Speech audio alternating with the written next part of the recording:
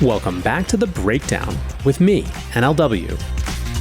It's a daily podcast on macro, Bitcoin, and the big picture power shifts remaking our world. What's going on, guys? It is Tuesday, May 6th, and today we are talking about a Democrat walkout. Before we get into that, however, if you are enjoying The Breakdown, please go subscribe to it, give it a rating, give it a review, or if you want to dive deeper into the conversation, come join us on the Breakers Discord. You can find a link in the show notes or go to bit.ly/breakdownpod. Well, friends, the acrimony grows and rancor over crypto in Washington continues as Dems plan a walkout. Following reports of discontent in the Senate over stablecoin legislation, it appears that House Democrats are planning to disrupt the market structure bill.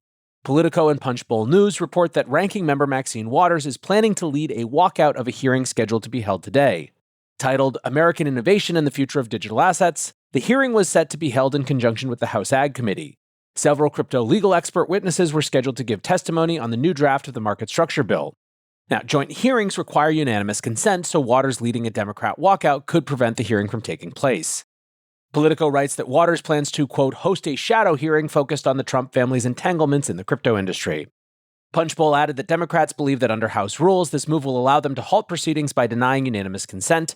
This type of hearing with the input of subject matter experts is the usual first step for major legislation before holding a markup hearing to agree on a final amendment in the committee stage. In summary, it looks like a well-planned attempt to halt crypto legislation, which has been widely publicized through the press. In other words, a big publicity stunt aimed at putting Trump's involvement with crypto companies front and center. House Financial Services Committee Chairman French Hill made a public plea for Waters to come back to the table and work productively on this bipartisan legislation.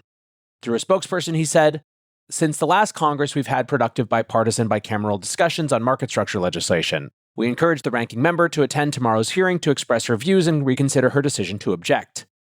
We have seen disruptive protests from Waters before, but never at this scale. During prior markup hearings, the ranking member used strict process to delay the hearings, forcing them to painfully drag out until late in the evening. However, Waters never crossed the line by using House rules to actively prevent the lawmaking process from moving forward. Part of the reason for the escalation is that in Democrat minds at least, Trump's crypto interests have grown in stature. The president's term started with moderate outrage around political donations from the crypto lobby and the meme coin launch, but the tenor of the outrage was more about garden variety corruption and self-enrichment rather than stoking a massive scandal. Waters has ramped up her rhetoric since World Liberty Financial announced that they would issue a stablecoin and benefit directly from a change in regulation. Last month, the ranking member said, "This committee voted to make Trump the king of crypto by passing legislation that lets him corner the market on stablecoins, kick George Washington off the dollar, and make his own stablecoin U.S. legal tender. Instead of stopping this grift, you are enabling it. Mr. Chairman, we need to stop Trump before we take any further steps on crypto legislation." Since then, reports have claimed the stablecoin was used to fund the $2 billion deal between Abu Dhabi's MGX fund and Binance. We also have recent questions around how much Trump himself is profiting from his meme coin. In his Sunday night interview with NBC's Meet the Press, Trump responded to questions about the meme coin by claiming that he's, quote, not profiting from anything. However, in a follow-up question, he responded, "I haven't even looked, but I'll tell you what, if I own stock in something and I do a good job and the stock market goes up, I guess I'm profiting." Trump is hosting a gala dinner for top meme coin holders towards the end of the month, a group of people that seem to include Justin Sun. In short, this has become a political liability and is one of the few points of leverage the Democrats have as standing in the way of crypto legislation. Part of the issue is that it's not clear-cut that any of the president's conduct is illegal. Wormhole General Counsel Kathy Yoon said, "I don't think generally promoting the meme coin is inherently illegal, but I'd say it does raise issues of integrity and a ton of ethical questions. I guess the one good thing about a blockchain-based token is that if wallets are associated with foreign states, there would presumably be a way to track that." Select Democrats have been calling for impeachment over Trump's crypto activities for months, but even pro-crypto Republicans are starting to feel discomfort around the issue. Earlier this month, Cynthia Lummis said that the idea of Trump offering access to top meme coin holders, quote, gives me pause. Republican Senator Lisa Murkowski commented, "I don't think it would be appropriate for me to charge people to come into the Capitol and take a tour. New reports of crypto-related corruption are being added every day. Yesterday, the Huffington Post reported that a logistics company called Freight Technologies had purchased $20 million worth of Trump's meme coin. Their CEO stated in a press release that buying the token would be, quote, an effective way to advocate for fair, balanced, and free trade between Mexico and the U.S. And while this company is tiny and trades as a penny stock, making this more of a publicity stunt than functional corruption, Amanda Fisher of Better Markets tweeted, "Democrats can't further integrate crypto into American wallets when this is the backdrop." Now, let me take a pause here. Do I think Democrats are seizing upon a comparatively unimportant issue to stand on principle around because it gives them a way to be loudly against Trump while also not having to really compromise on issues that really matter to their base, or at least their perception of their base. Yes. Do I think that the choice to not govern and just halt the political process is a healthier, mature one? In most circumstances, not really. Do I think that Trump completely opened himself up to this? Absolutely. Everyone, from the moment he announced the meme coin, everyone knew and saw with basically 100% clarity that this is, of course, exactly the way that it was going to go. Do I think that there are parts of the Trump wing of the Republican Party that actively want crypto to be a more partisan issue rather than a bipartisan issue? Once again, yes. I think it's useful political fodder for Republicans to have more talking points of, look, they're anti-innovation. I also think Republicans get better than Democrats that crypto ownership is functionally bipartisan, and so there's political value in making what could be a bipartisan issue partisan by virtue of having only one party seem in favor of the thing. Lastly, do I think that Democrats are emboldened by how much acrimony there is economically towards Trump right now because of tariffs? Again, yes. I think we have a very caustic mixture where crypto has become a thing to hang around the head of Donald Trump, aided and abetted, of course, by Trump and the Trump family, and that makes bipartisanship on these issues nearly impossible in the current political climate. Now, do I wish Democrats would get over it and choose other more substantive issues to throw the gauntlet down around? Yes, but here we are. Of course, one of the big problems with centering the crypto debate around Trump is that it creates basically no space to debate the actual contents of the crypto bills. On Monday, House Financial Services and Agriculture released their updated draft to allow informed discussion at the hearing scheduled for today. House Ag Chairman Glenn G.T. Thompson said, "Today marks the first step in advancing a comprehensive framework that protects consumers, fosters innovation, and closes regulatory gaps in oversight. It will give digital asset developers and users the certainty they need and have asked for." This is the bill that would determine how the SEC and CFTC divide up jurisdiction over the various parts of the crypto industry and how assets are defined as securities or commodities. It also lays out the ground rules and purpose of more detailed regulation to be written by the agencies. The previous iteration of this bill, known as Fit 21, was controversial in crypto circles as it moved through Congress last year. We got to the stage where the industry vocally supported the bill as it went to a House vote last June.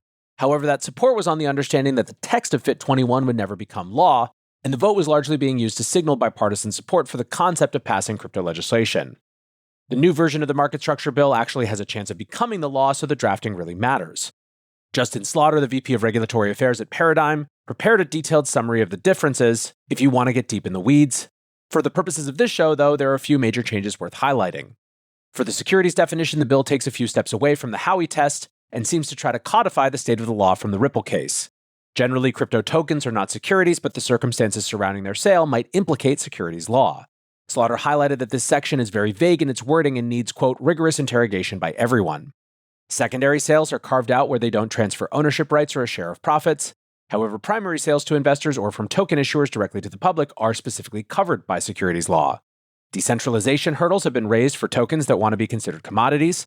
Firms holding 1% or more of a token are seen as having a level of control over the asset, down from 5% in Fit 21.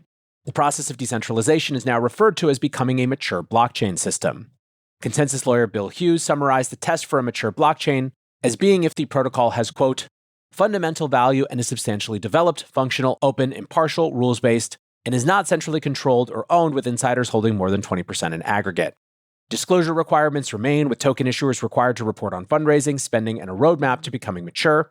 Issuers have 4 years to reach maturity and have their tokens recognized as commodities rather than securities. The SEC is the final gatekeeper on protocol maturity, but has firm limits on discretion. As Slaughter commented, the days of the buckaroo SEC chair are past. Existing tokens can be grandfathered in at the discretion of the SEC, so even if they don't meet the new requirements, they can still be considered a commodity. There are restrictions on how much and how fast large holders of a token can sell, which endure after a protocol becomes mature, which is of course meant to safeguard against the problem of VC firms dumping on retail. The bill also contains a new section governing the regulation of DeFi. DeFi protocols that don't take custody of customer assets and require users to operate them directly are carved out. However, DeFi front ends are regulated by the SEC. Slipped into the bill, we also have a section that prevents the Treasury Department from banning self-custody. Ultimately, the thing is 212 pages long, and so there's going to be a lot of detail and nuance that goes beyond the scope of this show. But summing up, Slaughter wrote, I think the main takeaway is that this bill is more different from Fit 21 than we all expected. Overall, the bill is friendly to customers accessing crypto. Secondary transactions are always commodity transactions, and there is minimal driving of liquidity. The main restrictions are on issuers and related or associated persons who are constrained from selling their assets quickly or en masse, aka dumping. Rules on custody and segregation of assets are good. The decision to exclude many functions of DeFi is smart, as is the idea of focusing on custody. We should treat assets that are in the custody of someone else differently than when they remain in self-custody. He called this a good effort by the committees, adding, "I think there are slight improvements to be made, but most things are minor. I'm looking forward to the dueling roundtables tomorrow. I think my final thought is that it would be good if the Democrat committee staff put down their swords and actually engaged with this bill. We truly need actual solutions in this space. The situation of the last 4 years hasn't worked as policy, politics, or even as law. It's in fact been a disaster that suggests some Dems and FinReg care more about being seen as having their hands clean than making things better. The best day to regulate crypto continues to be yesterday, or at this point even 4 years ago. The second best day is today." Now, for our purposes, we are a little early in the process for rival hot takes on crypto Twitter. Slaughter pulled an all-nighter to digest the bill and provide us with this summary, an effort that I am extremely grateful for. As far as other opinions go, Matthew Sigel of Van Eck pointed out what's been removed from the bill, highlighting no income or wealth limits for retail buyers and no additional accredited investor checks. He also called attention to a clear decentralization test and joint responsibility for rulemaking between the SEC and CFTC. Ultimately, he called it a major upgrade from FIT21 and a solid start. Crypto lawyer Gabriel Shapiro is still working on his full write-up, but noted that there's a ton of additional compliance, commenting, "One thing that's for sure, crypto lawyers will remain very gainfully employed throughout the rest of our lifetimes." So ultimately where we are is that we've got what seems at first glance a pretty good bill, something that we could be working on and working with, and yet the nature of politics today means it's fairly likely that we won't even really get to dig into it. I will give an update tomorrow on where this all stands, but alas, I am not optimistic. For now, though, that is going to do it for today's breakdown. Appreciate you listening as always, and until next time, peace